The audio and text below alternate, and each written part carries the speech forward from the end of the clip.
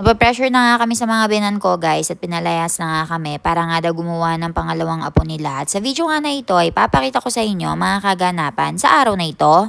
Pagkatapos nga ng nakakapagod na engagement ceremony ng pinsan ni Milan ay napagpasyahan nga namin na mag-road trip. Gusto nga mag-unwind ni Doc Milan dahil pagod na pagod nga daw siya sa trabaho at maganda nga yung panahon. Gusto nga namin na habang nag-drive kami ay sana malakas yung ulan pero hindi naman bumagsak. Niyaya nga namin yung mga binan ko na sumama pero ayaw nga nila. Actually, yung binan kong babae gustong gusto pero hindi yan aalis nang wala nga yung binan kong lalaki.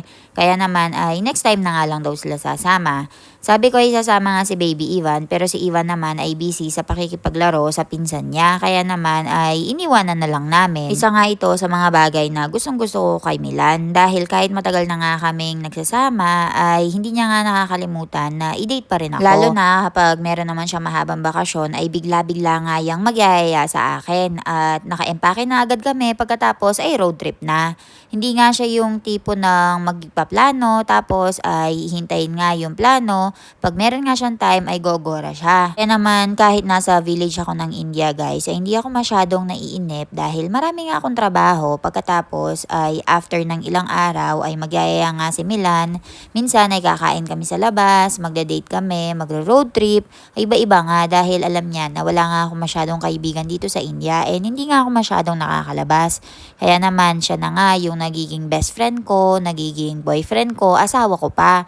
Kaya naman hindi nakakainip masyado. Nung papalis nga kami guys, ay biniro nga kami ng mga binan ko. At dapat pag uwi daw namin ay meron na nga daw kapatid si Baby Ivan. Talaga namang sabik na sabik talaga sila sa pangalawang apo guys.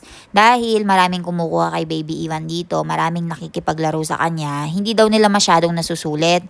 Kapag daw meron ng pangalawang baby ay bibigay na nga daw si Ivan sa kanila. Pagkatapos ay yung bagong baby na yung aalagaan nila. Tapos guys, 2 araw lang kami nagstay dito. Wala kaming masyadong ginawa. Nagstay lang kami mostly sa resort. Nag-swimming and enjoy yung mga facilities na meron sila. Pagkatapos ay umuwi na kami. Saktong-sakto nga guys, na pauwi na kami ay bigla ngang napakalakas ng ulan. Kaya naman na-enjoy talaga ang road trip namin. Kayo ba guys, saan kayo madalas dalhin ng asawa nyo kapag dinidate kayo? Gusto nyo ba na kayo lang dalawang mag-asawa? Or mas bet nyo yung kasama nyo yung baby nyo?